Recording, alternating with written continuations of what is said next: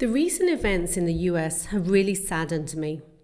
A friend posted a video on Facebook from the New York Times of what happened to George Floyd. I watched it because I don't want to stick my head in the sand. I've experienced racism just a few times in my life, and when it happened, it was frustrating because I felt I was being singled out for the color of my skin or my race. One incident was when I was a teenager and a group of boys followed me and called me chink. It felt really uncomfortable and I couldn't wait to get away. Now in my mind I thought, why do you have to say that? But at the time I was afraid to answer back. Another time I was coming off a plane and I was called aside to check my passport. It wasn't at passport control, it was literally right off the plane. I would have been okay with it, but my husband, who is white, was not stopped. We were together and I was frustrated with how he could just walk straight through and I was stopped. I remember feeling quite angry about it. I cannot imagine or compare it to how it must feel for those that experience these types of incidents every day. Years ago, my history teacher at school wanted to show us how discrimination may feel by treating some kids in a different way. He never actually did it because he didn't want to traumatize us, but he told us what it would have been like. It was only later in life that I read about Jane Elliott, a school teacher who did the brown-eyed, blue-eyes exercise, where she told the brown-eyed kids that they were better than the blue-eyed kids.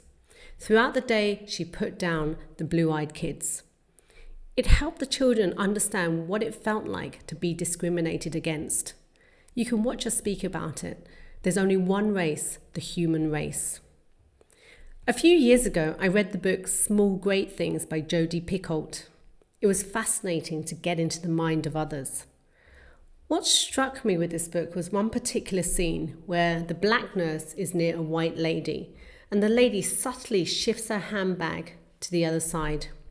It's these small, everyday, unconscious movements that we may or may not even be aware that we're doing ourselves. It really got me thinking about my own beliefs and actions.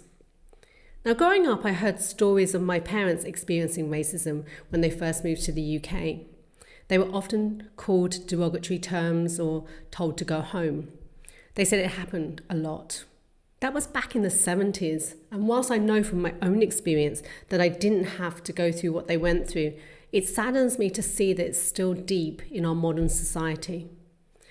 I've witnessed racist remarks from people in the past, and I'm ashamed to say that I didn't say more to help them understand what they were saying could have hurt people. I see many people speak about wanting to help and understand more, and it got me thinking about what I can do myself, and I welcome more suggestions too. Jane Elliott, in her recent video, encourages us to educate ourselves. Like I mentioned before, I'm looking into my own thoughts and beliefs, trying to become more conscious of them, asking where they come from and how I can change them. I also believe that by opening up more and understanding from each other's point of view, we'll come to realize that we're all the same.